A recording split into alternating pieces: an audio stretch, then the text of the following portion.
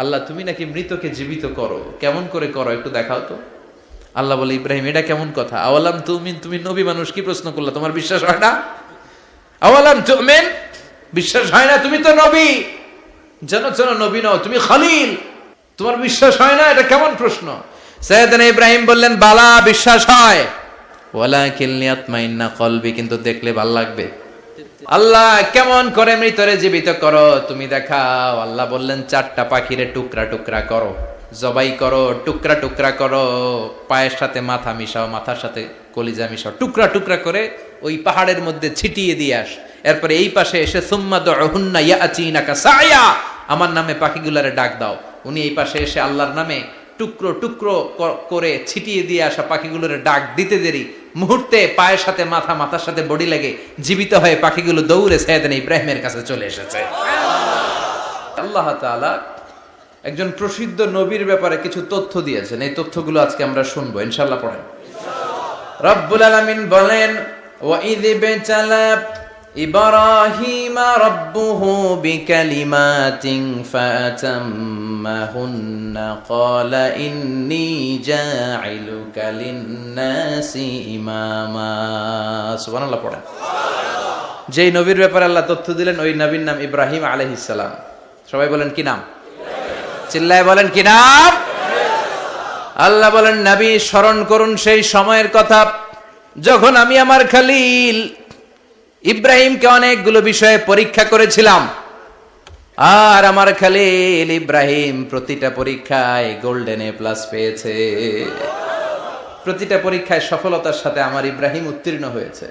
আর ফলাফল স্বরূপ আমি বলেছি, ইন্নী জাইলুকা লিন-নাসি ইমামা। ইব্রাহিম, এতগুলো কঠিন পরীক্ষা নিলাম, একটাও ফেল মারলাম না, সবগুলাই পাস। যাও, এর বদৌলতে তোমার আমি গোটা বিশ্বের মানুষদের ইমাম বানায় দিলাম।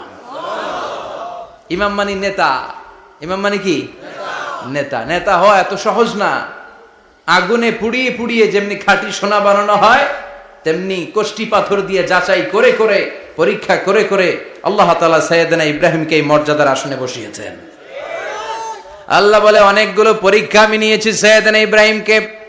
আল্লাহ যারে পছন্দ করে বেশি, তার জীবনে পরীক্ষাও বিশ্বনবী বলেন, আসাদ্দুন নাসি বালাআন আল আম্বিয়া। এই দুনিয়ার বুকে সবচাইতে বেশি পরীক্ষা নেয় আল্লাহ নবীদের।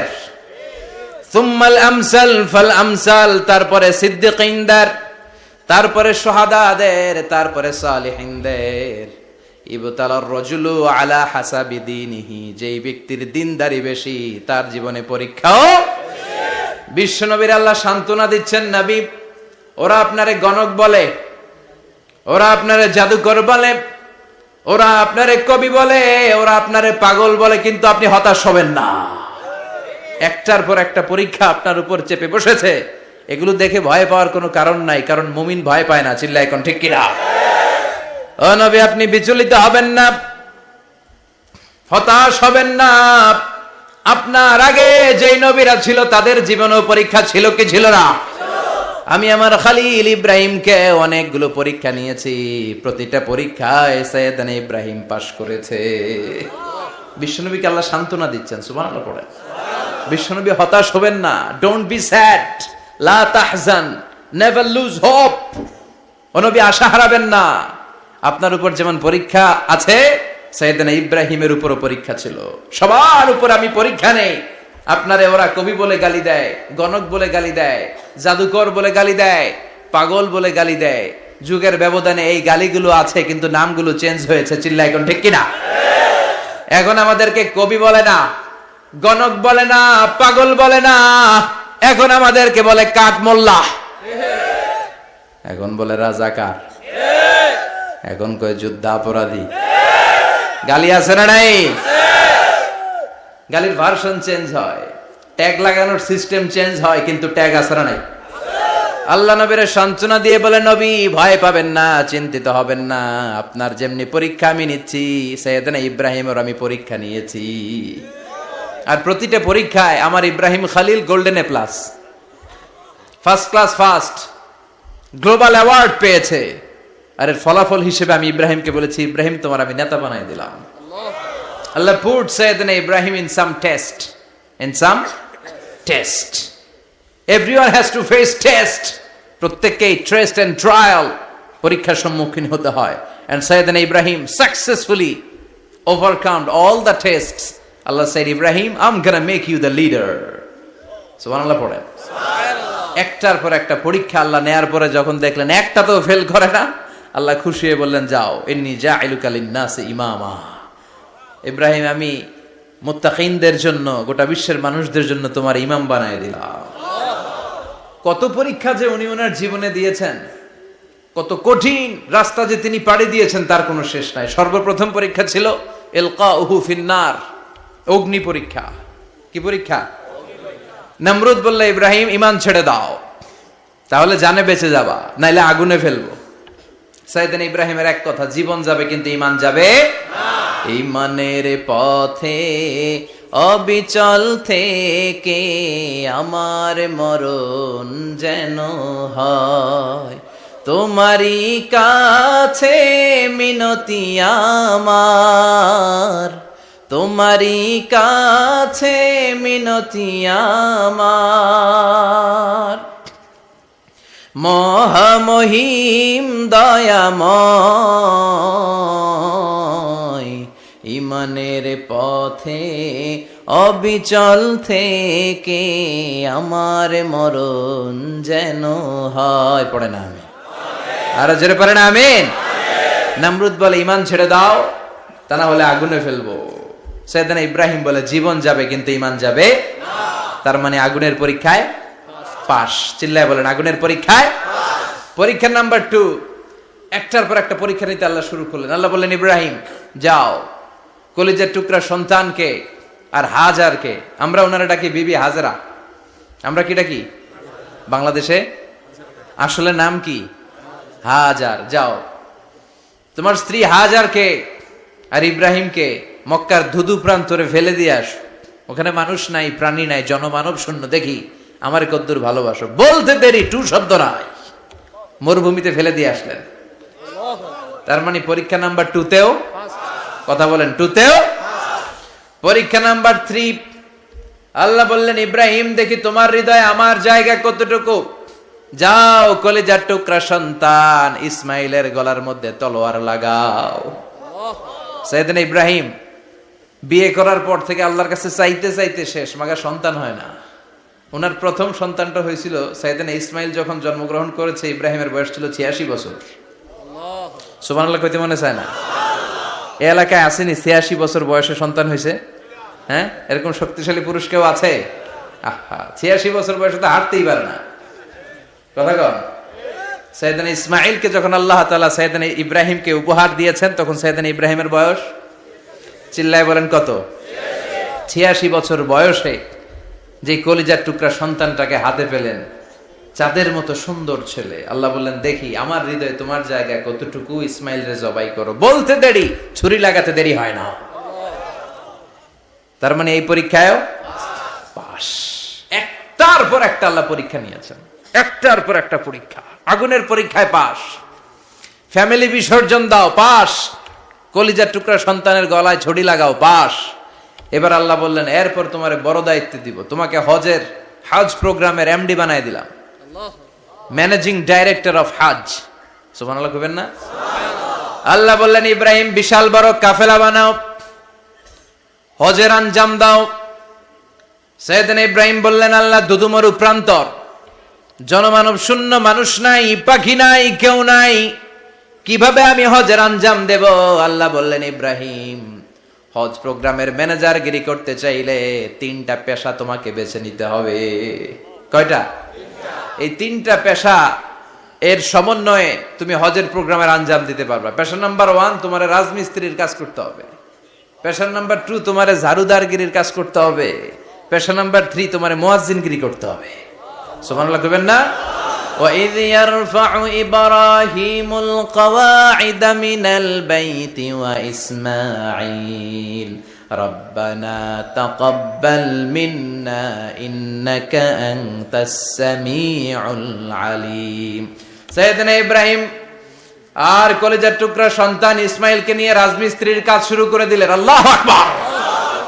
কাবা ঘর ভেঙে চুরমার, বাপ বেটা মিলে রাজমিস্ত্রির কাজ। পাথর কেটে কেটে বাপ বেটা মিলে কাবা ঘর বানায়। পেশা নাম্বার 1 শেষ। পেশা নাম্বার 2 ঝাড়ুদারগিরি। পেশা নাম্বার 2 কি? আল্লাহ বললেন তাহহিরা বাইতিয়া লিত-তাইফিনা ওয়াল আকিফিনা ওয়ার রুকআইস সুজুদ।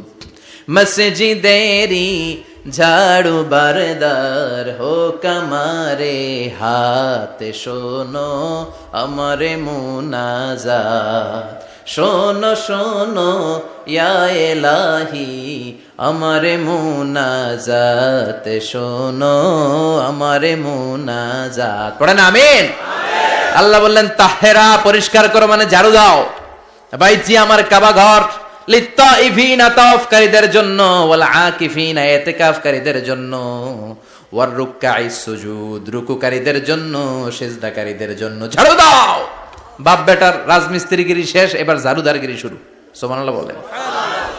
এরপর আল্লাহ বললেন 3 নম্বরে মুয়াজ্জিনগিরির কাজ করো। ওয়াআযযিন ফিন-নাসি বিল হজ্জি ইয়াতুকা রিজালাও ওয়া আলা কুল্লি দামিরি ইয়াতিনা মিন কুল্লি ফাজ্জিন আমিক। ঘর বানিয়েছেন, এই ঘরে তোমরা হজ করতে আসো।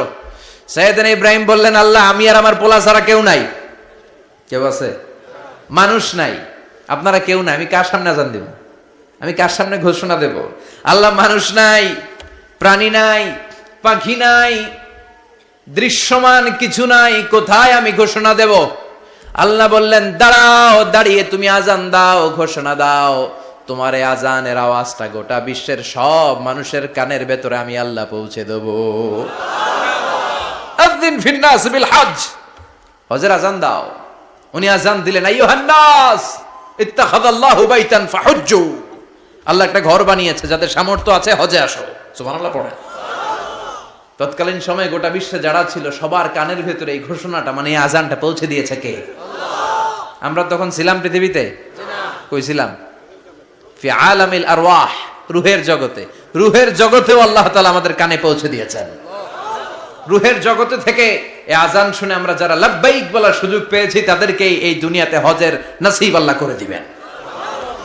তার মানে হজ প্রোগ্রামের ম্যানেজার। সুবহানাল্লাহ পড়েন।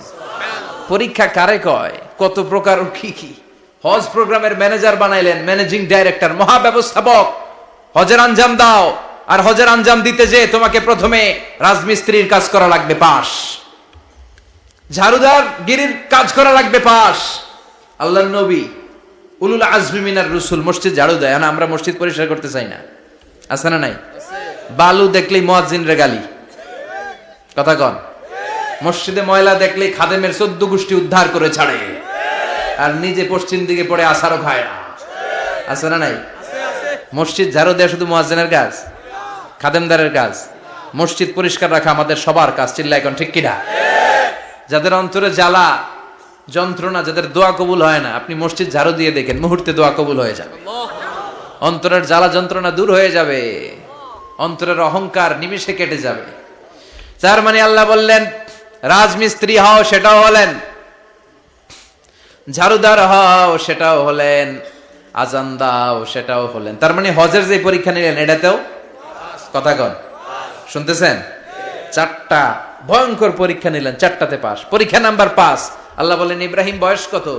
সাইয়েদনা ইব্রাহিম বললেন 80 বছর। আল্লাহ বললেন নিজ হাতে নিজের সুন্নাতে খাতনা সেরে দাও। সহিহ বুখারীর বর্ণনা, ইখতাতানা সাইয়েদনা ইব্রাহিম আলাইহিস সালাম ওয়া হুয়া ইবনু 80 সানা বিল কদুম। বুখারীর বর্ণনা 80 বছর বয়সে কুঠার দিয়ে লজ্জাস্থানের সামনের চামড়াটা কেটে নিজ হাতে নিজের সুন্নাতে খাতনা সেরেছেন। এমনি এমনি আল্লাহর প্রিয় হন নাই, এমনি এমনি গোটা বিশ্বের মানুষদের লিডার হন নাই। পরীক্ষার পর পরীক্ষা দিয়ে তিনি আল্লাহর সম্মানের চেয়ারে আসীন হয়েছেন। চিল্লায় বলেন ঠিক কিনা?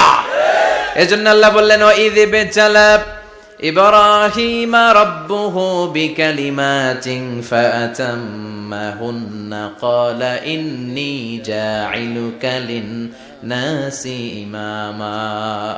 ও নবী স্মরণ করুন সেই সময়ের কথা যখন আমি আমার খলিল ইব্রাহিমকে অনেকগুলো পরীক্ষা নিয়েছিলাম, আর প্রতিটি পরীক্ষায় আমার খলিল সফলতার সাথে উত্তীর্ণ হয়েছিল। ফলাফল স্বরূপ আমি ইব্রাহিমকে জানিয়ে দিলাম, যাও ইব্রাহিম, গোটা বিশ্বের মানুষের জন্য তোমার নেতা বানাইয়া দিলাম। তিনি আমাদের নেতা, leader of the all human being on earth. পৃথিবীতে যারা আছে সবার নেতা, চিল্লা এখন ঠিক কিনা? এত বরকতের মানুষ, এত বরকতের ফ্যামিলি, ওনার ফ্যামিলি যেখানে তাকিয়েছে ওইখানে বরকত, যেখানে পা লেগেছে ওইটা বরকত। যেই মাটিতে হাত দিয়েছে মাটিটারে সোনা বানিয়ে দিয়েছে কে? সৈয়দনা ইব্রাহিমের পা লেগেছিল একটা পাথরে, ওই পাথরটারে মুসল্লা বানিয়ে দিল কে? ওয়াত্তাখিযু মিন মাকামি ইব্রাহিমা মুসাল্লা। আল্লাহ বললেন ইব্রাহিমের দাঁড়ানোর জায়গার পাথরটারে তোমরা মুসল্লা বানিয়ে নাও। হজ করছেন কারা কারা দেখি, অথবা উমরা? আরো বাড়ছে উমরা করতে, মাশাআল্লাহ। যাদের হাত ওঠে নাই এরাও যেন আল্লাহ অতি শীঘ্রই হজ করতে পারে, উমরা করতে পারে। আরে কি বরকতের জায়গা, আল্লাহ বারবার নসিব করো তুমি। কি বরকতের জায়গা। প্রতিদিন 120টা রহমত নাজিল হয় এই কাবা ঘরকে কেন্দ্র করে। সিত্তুন আলী তাইফিন, 60টা রহমত যারা খালি তাওয়াফ করে। এই তাওয়াফের ইবাদতটা ওই জায়গা ছাড়া পৃথিবীর কোথাও করা যায়? কথা বলেন। এজন্য 60টা রহমত যারা তাইফিন তাওয়াফ করে। আর বাঈনা লিল মুসাল্লিন, আর 40টা রহমত যারা কাবা ঘরে নামাজ পড়ে। 40 আর 60 100, বাকি রইল কয়টা? ওয়ালা 20 লিন-নাযিরিনা ইলাল কাবা। বাকি 20টা যারা তাওয়াফও করে না, সালাতও পড়ে না, খালি কাবা ঘরের দিকে তাকায় থাকে। কাবা ঘরের দিকে ফেল করে তাকায় থাকলো, আমলনামায় 20টা রহমত নাজিল করে কে? এত বরকতের ফ্যামিলি। সৈয়দনা ইব্রাহিম সন্তান হলো ইসমাইল, স্ত্রীর নাম হাজার। 3 জনের ফ্যামিলি, চিল্লায় বলেন কয়জন? এই 3 জনের ফ্যামিলির এত বরকত, যেই জায়গায় হাত লেগেছে জায়গাটারে বরকতময় করেছে কে? যেখানে পা লেগেছে বরকত দিয়ে ভরে দিয়েছে কে? সৈয়দনা ইব্রাহিম রাজমিস্ত্রিগিরি যখন করতেছিলেন, বানাতে বানাতে আর নাগাল পায় না। আল্লাহ বলে এই পাথরটার উপরে দাঁড়াও। উনি দাঁড়ালেন, এবার যতটুকু উপরে ওঠা লাগে পাথরটা অটোমেটিক্যালি উপরে উঠে যায়, যতটুকু নামা লাগে অটোমেটিক্যালি নিচে নেমে যায়। পৃথিবীর কোন পাথরে আপনি ইচ্ছা মতো লাথি মারলে এখানে পায়ের দাগ পড়বে? সৈয়দনা ইব্রাহিম ওখানে দাঁড়ানোর সাথে সাথে উনার ফুটপ্রিন্ট পাথরের মধ্যে লেগে যায়। কাবা ঘরের পাশে গোটা বিশ্বের মানুষের কাছে চিরম্লান করার জন্য, চিরস্মরণীয় করে রাখার জন্য কাবা ঘরের পাশে আল্লাহ এই পাথরটার স্থান দিয়েছেন। মাকাম ইব্রাহিম। বিশ্বনবী তাওয়াফ করার পরেই ওই জায়গায় 2 রাকাত নামাজ পড়তেন। আপনারাও যারা হজ উমরা করবেন, তাওয়াফ করার পরেই মাকাম ইব্রাহিমে 2 রাকাত সালাত পড়া সুন্নাত। তার মানে পা লাগছে, ওইটা হয়ে গেছে আমগো মুসল্লা। সৈয়দনা ইব্রাহিমের পা যেখানে লাগছে ওইটা আমাদের কি? সুবহানাল্লাহ কইবেন না? আর ওনার ছেলের পা যে জায়গায় লাগছে ওটা হয়ে গেছে জমজমের কুয়া। ছোট্ট বাচ্চা ইসমাইলকে রেখে দিয়ে আমরা যারে বলি বিবি হাজেরা, আসলে হাদিসের ভাষায় হাজার, তিনি সাফা পাহাড় থেকে মারওয়া পাহাড়ে দিলেন দৌড়। কোথায় পানি? পানি নাই।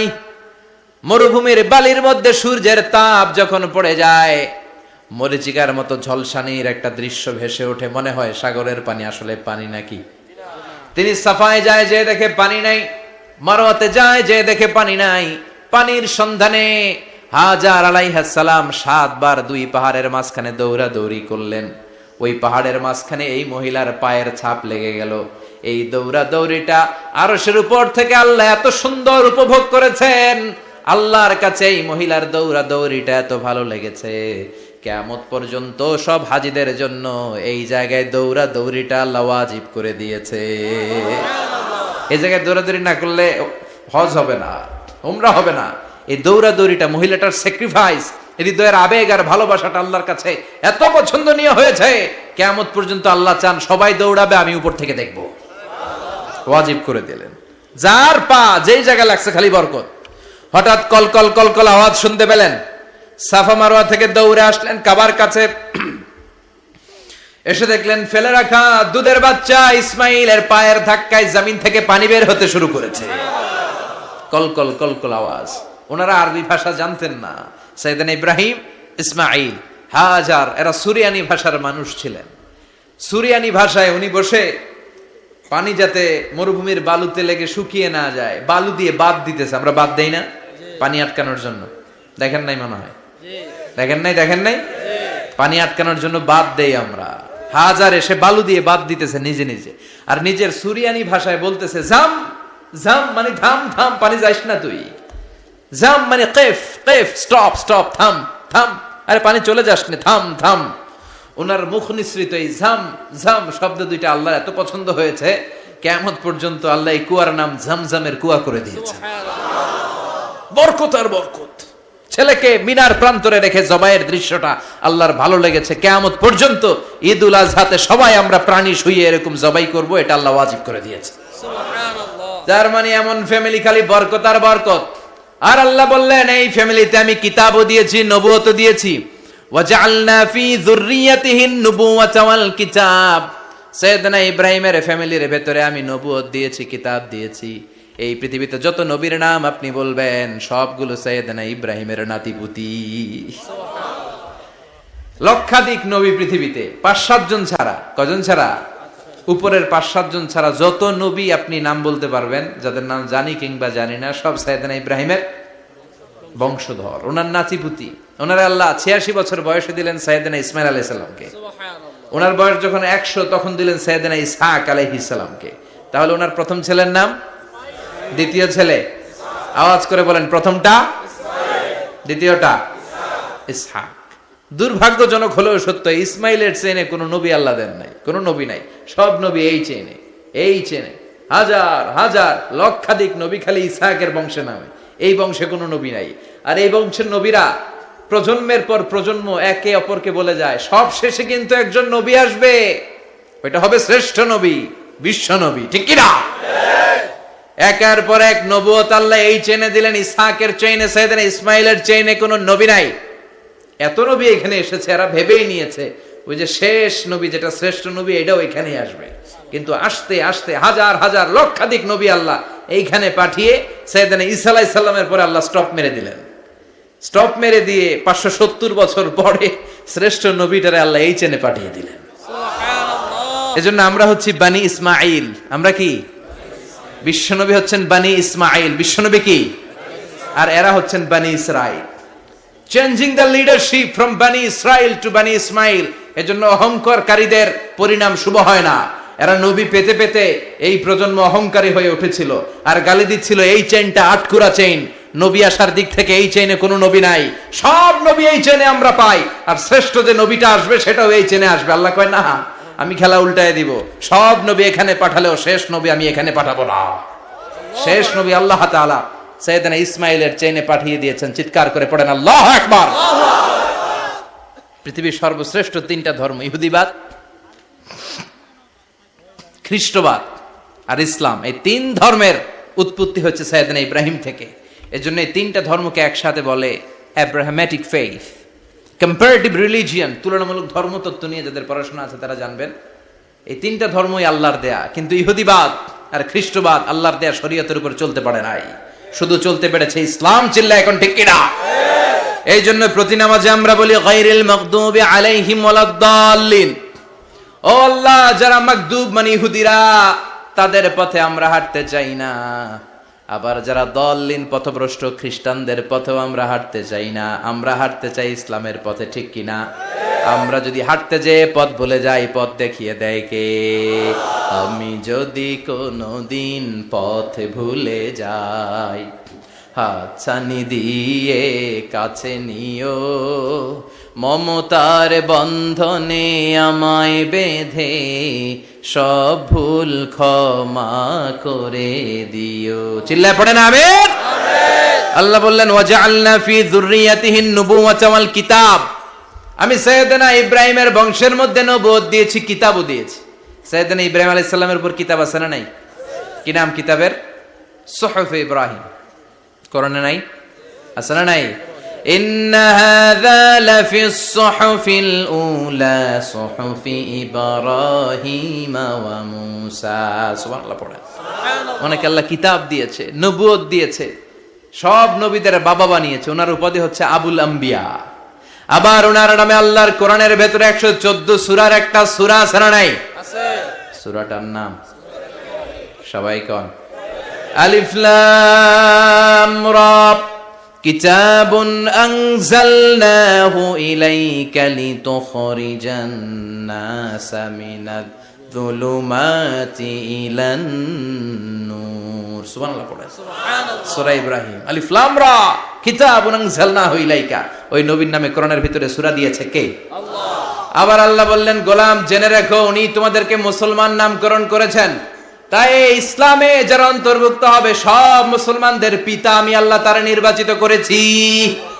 মিল্লাত আবিকুম ইব্রাহিম হুয়া সাম্মাকুমুল মুসলিমিন। আওয়াজ করে বলেন, মুসলিম জাতির পিতার নাম কি?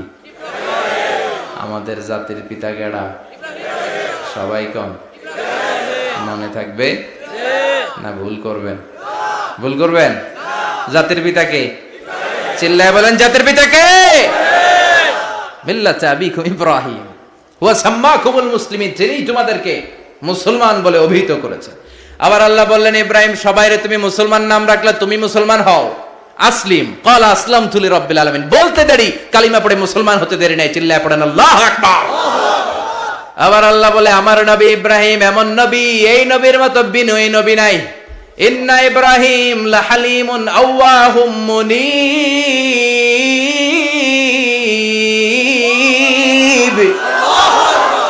ইন্না ইব্রাহিম লাহালিম আওয়াহ মুনীব, এই নবী সহনশীল নবী। সুবহানাল্লাহ পড়েন। সহনশীলতার কোনো অভাব নাই, যেটার অভাব আমাদের মধ্যে সবচেয়ে বেশি। কথা কন, আমাদের বাংলাদেশীদের মধ্যে সহনশীলতার অভাব আছে না নাই? নিজে যেই দল করি এইটাই ভালো, বাকি সব কালা। আছে না নাই? আমি তাবলীগ করি তো আমি ভালো, বাকি সব বাতিল। আমি জামাত ইসলাম করি তো আমি হক, বাকি সব বাতিল। আমি আহলে হাদিস তো আমি সেরা, আমার মতো সেরা কেউ নাই।